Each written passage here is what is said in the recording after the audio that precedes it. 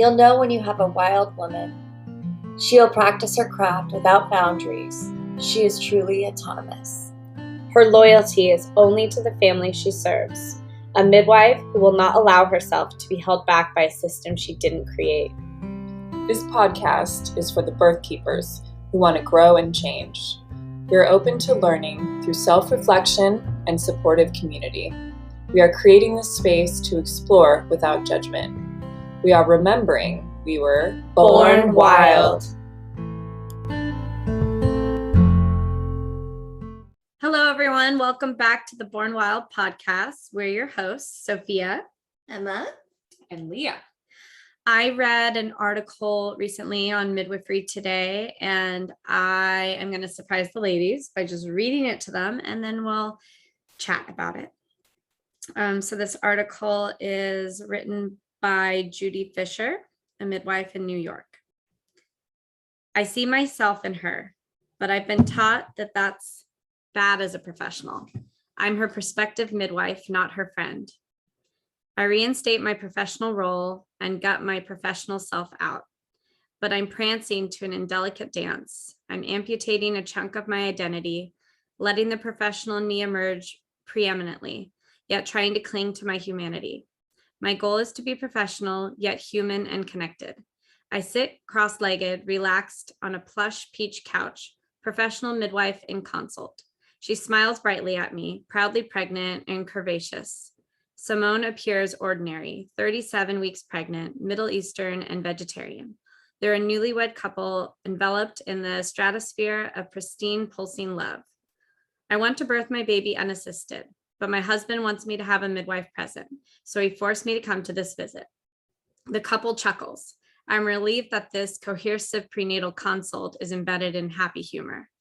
I've had one prenatal visit so far, simply for the purpose of having documentation that I'm my child's mother. This way, if I ever had to prove it to the government, I can. Wow, I'm learning something new. In all the prenatal visits I've provided, I have never accounted for this particular benefit. I decline lecturing her on the potential dangers of birth. Why amplify the skepticism about normal human childbirth? I don't want to be stitched up if I tear. I prefer to heal naturally. I don't plan to cut the cord. I will have a lotus birth and will bury the placenta. I would not have a C-section for anything. If this pregnancy doesn't work out, I'm okay with that. I plan to have more children, so I cannot have a C-section. I will gladly carry this pregnancy for 43 weeks. There are risks inherent in nature, and I accept those risks fully. She locks her eyes with mine, face square, and in an even-keeled, resolute tone asserts, the hospital is such a dangerous place to have a baby. It is so, so dangerous, the hospital. I'm astonished. She is a primate, but she sounds like a survivor. I remain curious and cautious. A wild-spirited birther in me proudly yearns to divulge that I'd birthed 2 babies unassisted, long before I became a midwife. I'm enticed to brag that I was an instinctive, powerful birther, fiercely self-reliant and emancipated from socialized birthing. In my life before I transformed into a midwife, no one could tame me. I actualized Simone's unassisted birthing fantasy twice. Unassisted birth is self-actualization and undercover rebellion. It vitally made me a better version of myself. I inhabit my body differently than other women do. My mind is rambling. I'm wildly in love with wild birth. Any day, I would sooner have my baby on a New York subway than in a New York hospital. Wouldn't it be more private? Most Good Samaritan commuters would grant a birthing mother her rightful privacy when she is explicitly exposed. They wouldn't crowd around her on a train, converting her birth into a performance. In the hospital, birth draws spectators. A circle of ununiformed professionals camouflages identically ununiformed students who enter for a delivery. Modesty and decency have been redefined in labor and delivery. My radicalized voice is silenced. I can't support unassisted birth in a professional context. I'd be lending well-reasoned authority to a birth choice that is unsupported by data. You're right. Hospitals are overly interventive and compromising. Planned midwife-attended home birth is the gold standard of care for risk-appropriate women. I'm playing safe and obediently to ACNM. Suppressing my personal views, I bypass my inner wild self and share only my most recent birth experience, a planned, tame, midwife-attended home birth. Even as a midwife, I had a midwife present when I had a baby. I deliberately delete my 2 earlier birth experiences, inescapably my most powerful ones. But Simone is still uncomfortable with midwife-attended birth.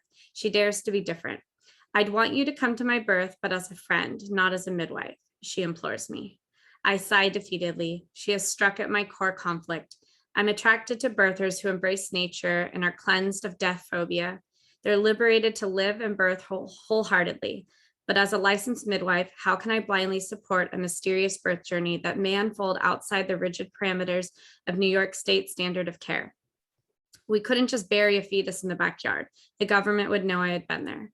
Realistically, if you don't want the baby monitored at all, you need to call the midwife at the last minute and be prepared to birth in your front hallway. Any licensed person will monitor the baby's heartbeat every 30 minutes during the first stage of labor and every 15 minutes during the second. I observe her step into herself as she opens up to new possibilities caged within the framework of society's designated authority on birth. Why can't mothers birth their own births though? Why can't mothers own their births though? I draw my professional boundary. I'd need to monitor a baby if I'm present during labor. We chat. I am welcomed inside the couple's world. After an hour of talking and connecting, I offer to check the baby. I press the back of my wrist to Simone's hand. Are my hands warm enough? Can I feel your abdomen? Yes, go ahead. I have explicit permission from Simone. Hi, baby. It is Judy, the midwife. Is it okay if I say hi to you? My hands assess the fetal position and size.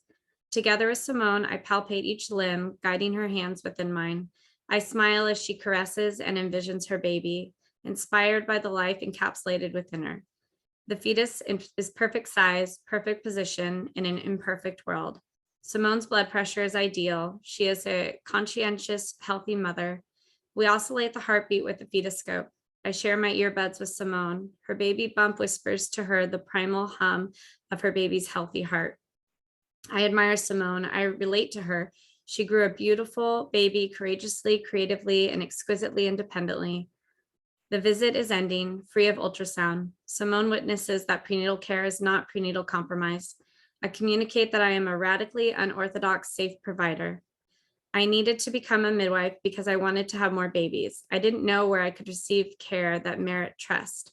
I opened my practice as a sanctuary for women like myself who seek safe care.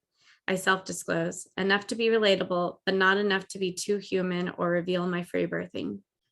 Then please be that sanctuary, Simone's husband, Jonah, beseeches me. He enlists me to self-fulfill my ambition, petitioning me to realize my noble role. Jonah doesn't want his wife birthing their baby unassisted. He had been the catalyst for this consult. Simone and I hug tightly as the couple heads out. I usher in Elishava, my next prospective client. I cleanse my mind, free my thoughts, and enter a whole new pregnant world. My night terminates with Simone imprinted in me.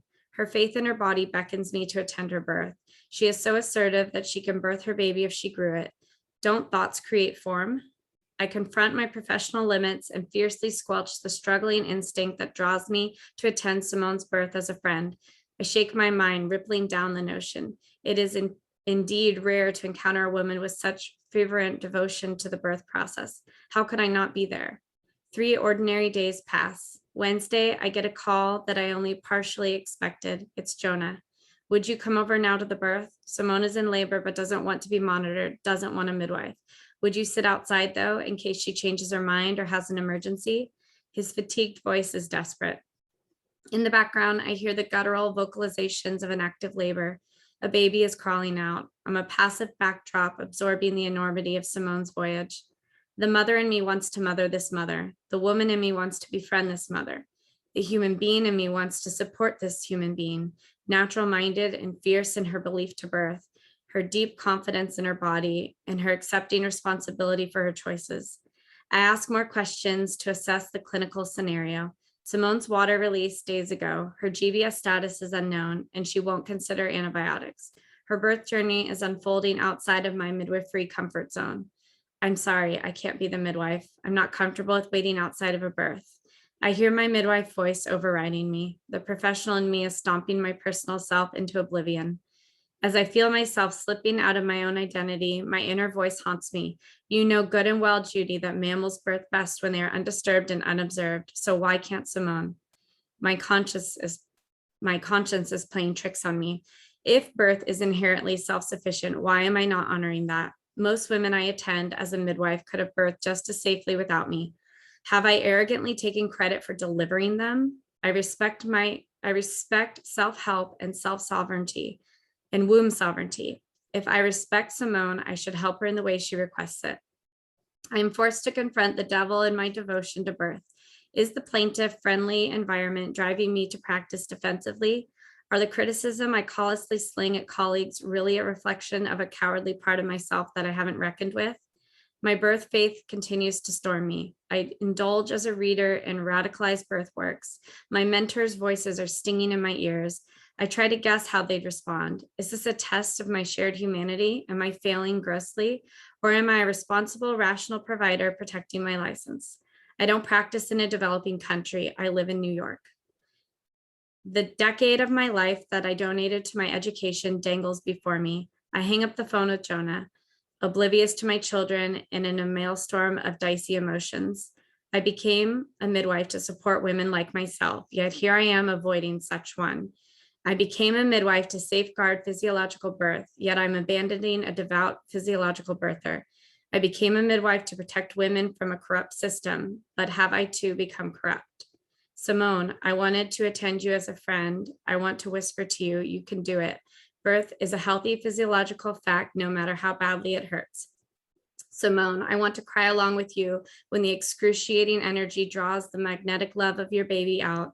I want to guide you to not tear. Simone, I want to be your friend, even if I am a skilled midwife. I sat alone on my couch as Simone labored alone. She hovered between two worlds in her near-birth experience, but I could not be midwife. I could not be woman. I could not be friend. Oh, how I wish to slink into the dark shadow of her laboring bedroom and hold my breath lest I make a noise. My heart to beat with her heartbeat, inhaling courage and exhaling fear. But I stayed put right in my home, my professional license privileging my shackles.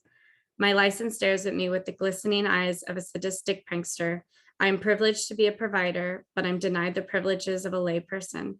I've been granted autonomy as a prescriber, but in exchange, I've donated a piece of my autonomy as a human being. My love has become professionalized, my care protocolized, and my decision-making beholden to government scrutiny. Yet I defeatedly confront the award I worked 10 years to obtain. I'm no longer centered in my own agency. I'm an extension of a system that I sought to subvert. Paradoxically, Simone can legally birth freely, but I cannot midwife freely. I am ignorant of Simone's past traumas. I respect her rights to birth choice regardless of the choice itself.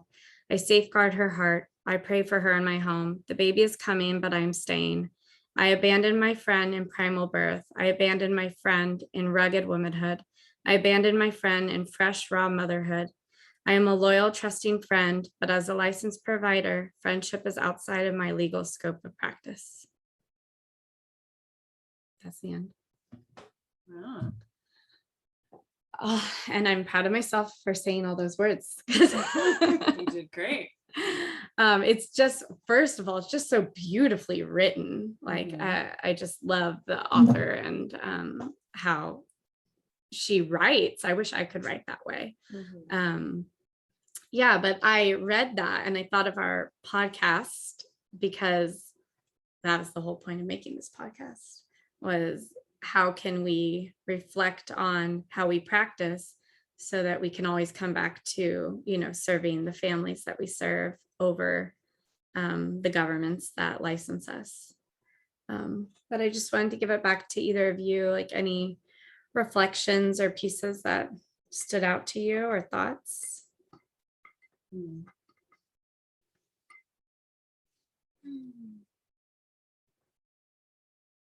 you feel like you've ever been in a situation like hers?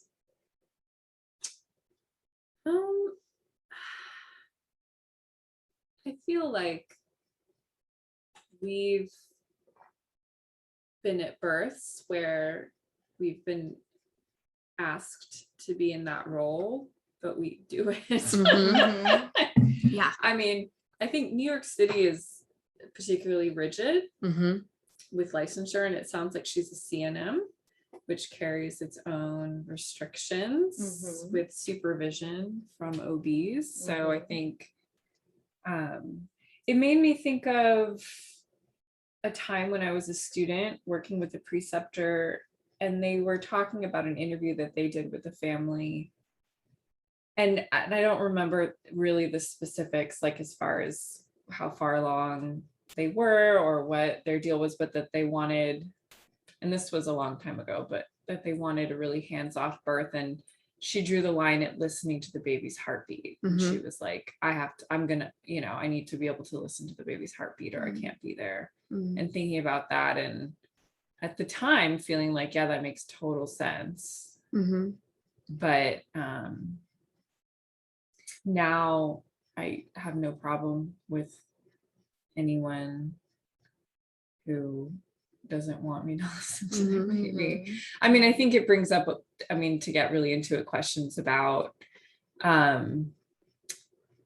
personal relationships with people, with clients, and people taking responsibility for their choices and their information and where they get the information and your comfortability, which probably isn't a word. I like it though. Comfortability. I think that's spell check. Narc. But just, with that person, and coming from a place of like, what's your first response? Is it fear of losing your license or fear? I mean, beyond that, I would just want to make sure the person really understood, because it's one thing to say, oh, I trust my body and I trust this, but like if something did happen, are they really in that place of being at peace with it, which they could totally be. And we've been at births like that and it's been great. Yeah. And it felt really solid. And this one, I mean, just based on what the writing says, it sounds like this person was really in that spot. I mean, I think you and I in that situation with that interview, hoping that this doesn't get us our licenses taken away, would totally be down. Yeah. What about you, Emma? Well, because one of the things I was thinking about is surprised at the midwife, and also it makes total sense. I've talked to midwives who, in their mind, one family can't be worth risking her ability to serve so many families, right? And her ability to support her own family. And there is a difference between families that are taking the responsibility and it becomes a shared responsibility versus somebody hiring you to protect them and keep them safe, because then you need to use all your tools because you're not in her body. You don't have the intuition in herself to just know that the baby's okay. The only way we know is by listening. Right. So if you have a woman who's saying that she doesn't need that she knows, it feels much different than somebody else who has hired you to save her and protect her and her baby. Totally. Yeah. And hearing what she said about, the water's broken and the GBS status, and there was one other thing. What was it? I can't remember now. But it surprised me because that's okay, but hearing her guidelines, it makes sense why there are more and more families stepping outside the system, because we're kind of used now to the way we practice. And so to me, it makes sense that somebody would want to have a midwife there, just in case. But in hearing what she's talking about, that if she was at that birth, she already would have wanted to transfer, and so of course this woman didn't want her there. That she already would have potentially been sabotaged in her experience. So if a lot of midwives in the nation and in the world are practicing in this way with all these rigid boundaries, when nothing bad has actually happened, like the waters have been opened. It didn't say that she had signs of infection, But like the just in case medicine, like, okay, well, let's do this just in case because XYZ. Where we, as long as our families are on board with this, practice more of a, nothing is actually wrong. So let's not pretend there is or assume there's going to be. Yeah. Yeah. Mm-hmm. Yeah. I think I was thinking about, when people are really basing their decisions on statistics too, like safety statistics, what ends up happening is that when you look at under what parameters those statistics were taken, like, is it with, a hospital within 30 minutes and within 42 weeks and all of that stuff, that's when you sort of, I think, have to take into account those parameters, because you are stepping into an unknown. And there's reasons why it's unknown that are political and, logistical and all kinds of stuff. But yeah, that's something to think about. Yeah, it's a beautiful article. I mean, I think it's definitely something that licensed midwives have to face. I think depending on the area that you're in, you get more, for sure, kind of opportunities like that or situations like that, whereas I think other places that doesn't really come up a ton where somebody is in that place. I will share this confidentially, but I was with a mom who did not want a cesarean regardless of what happened, and the way she was treated was astonishing. It was like she was in jail for homicide. Yeah, I mean, right. The way she was treated was pretty amazing. They start acting like they need and to this wasn't like a term baby. It was, I won't get into it, but right. it was pretty wild to me. It was, Yeah, it starts looking like they have to rescue the baby from the mother, where the baby, that she couldn't also have, she can't have both of their best interests in mind. It, to me too, gets into another, which is a whole other podcast rant, just radical choice. And for me, that relates to bodily autonomy for women, which goes into, reproductive rights and all of that, which I won't get into, but that's a part of why I'm a midwife that's really deep for me and like really fundamental is that concept of radical choice. And so if a woman, I think it's just that balance of like, does this person really have the information that you feel like they're making their decision from? And then who are you to say what information is correct, right?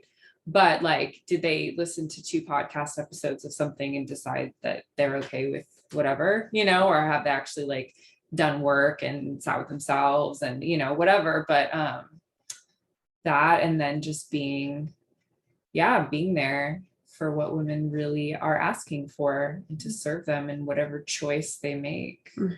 Yeah.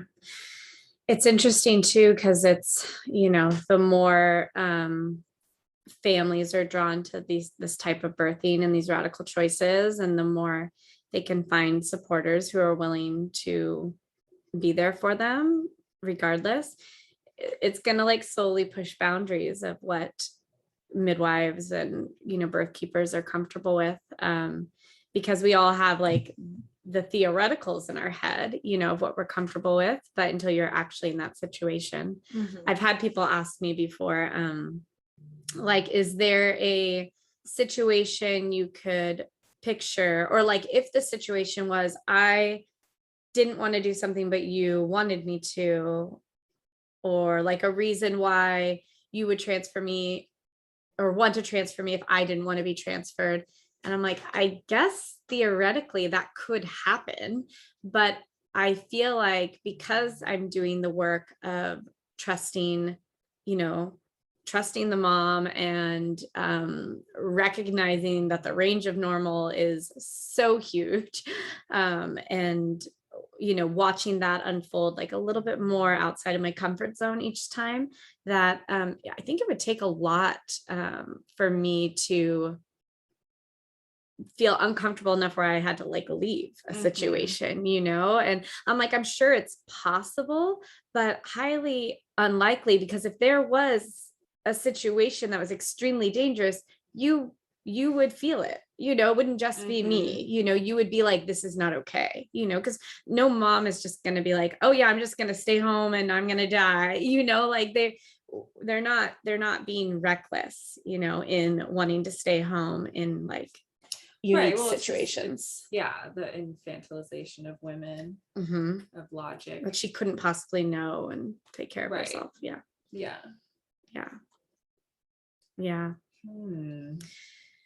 Interesting. Yeah, it was really just beautifully written when I read it. And instantly thought of this podcast and just wanted to. It's sad. Yeah. It's really sad. I mean, yeah, I feel lucky that I don't have that. Yeah, but it just reminds us that like, like that's it. And it reminds us it's out there, that there are still midwives that feel beholden to their license. And it makes sense that they do, it's all fear, the reason why they're just like afraid to lose their license. Sure. Because like she was saying, she free birthed, she wanted to be there. This was like her ideal client theoretically when she went into midwifery, someone who trusts herself, and the birth experience and being a primate, and she was like, why can't I go? And she felt she couldn't. Yeah, there's another discussion piece of this that's sort of related, sort of not, which again is another podcast thing, but there's also this thing that I've seen online, some posts mostly on social media, about people who are sort of adamantly not wanting any help at their birth or support, and then kind of in the middle of it, when things have gone kind of haywire, desperately reaching out to midwives, and midwives really not being interested because they feel like they were, and this is a really different scenario and kind of thing, but being called into a shitstorm. Kind of having a situation where they're like kind of talking smack about midwives and that they're just messing things up and blah blah blah, but then when a situation arises where you're like, actually, I would really love someone who possesses these skills, kind of calling and then reaching out, and people sort of feeling like, hey, why would I go out on a limb when you've made it really clear you think that we're irrelevant? Yeah, totally. And I don't know, I feel like I've been at births where this is the case, not that, but where it's the case. I do think it's possible. I do think there's a happy medium where you can be there just in case. And, it makes me sad when I hear people who do unassisted births talk about midwives. And I get it because of like this woman's article. Well, they're generalizing. They're generalizing for sure. But it, I think that it's just sad that that people feel like they can't even have someone there. Not even in case, just like a wise woman, like just someone to sit with you and be with you. And I would hope that that person would make you feel more empowered, like more comfortable. I don't know if empowered is the right word, but you know what I mean? Like freer to let go, because you're like, okay, this person they've got me. Yeah. Well, and from my understanding, there are some women who want to birth, just like a family birth or on their own. But most of them just feel they can't find the support that they're looking for, somebody who is there just in case and won't take over the birth experience or risk them out when they don't feel they're at risk. That the majority of women actually would love a friend, a woman who's experienced in birth, to be there and remind her that this is all normal. And bonus, if they can be there for emergencies and have skills, to help them avoid going to the hospital. if they don't have to. So it's tricky, and like stepping out of the hero complex. We just had a family reach out to me. I assisted at their first birth, and they called me recently this week after free birthing their son, their second child, and we're looking for a postpartum visit, is what they said, to like check on the baby and mom and see if, they all looked okay. And if I could help with the birth certificate. And I could just tell they knew mom and baby were fine. They really needed help with a birth certificate, and they weren't sure. They didn't feel comfortable just asking for that, that you could just say like, hey, I did this, we're all good. Like, could I have help with this? That I would be potentially too proud to help someone. Like you needed to feel needed. Yes. That like, I couldn't just go over and help them with what they need, that they were like, oh, maybe if we, and I'm just putting words into their mouth right now. I didn't like clarify this with them, but I'm drawing a blank on words, but I explained to them that I love free birth and unassisted birth, and I'm so happy for them. And I'm more than happy to come over and do whatever they need for me, help them get their birth certificate. They had mentioned wanting to like just make sure the placenta looked good. There was some like interesting pieces to it. And I weighed the baby, and but it could just be what they want it to be, even if they just wanted the birth certificate. So I just let them know that I'm okay with it just being paperwork. Like, I don't feel like it needs to be all or nothing. And so I think just being there for families for whatever they need, obviously within your comfort zone, but like trying to take your pride out of it, Good. Well, this was a little shorter one because we're going to do 2 podcasts today. We're going to do an interview later. But any last thoughts either of you had, or questions, or? No, I don't think so. Yeah.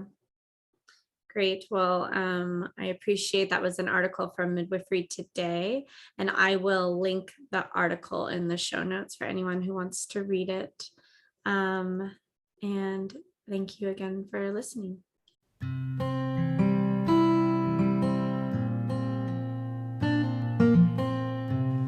Thanks everybody for listening. You can find us at Born Wild Podcast on Instagram. For inquiries or feedback, you can email us at bornwildpodcast@gmail.com. You can find me, Emma Ray, on Instagram at Emma Ray, REA. Sophia at sophiabirth.com. And me, Leah, at Bay Area Home Birth. We would really appreciate it if you would rate and review us on Apple Podcasts. It helps us reach more people. And as always, stay wild.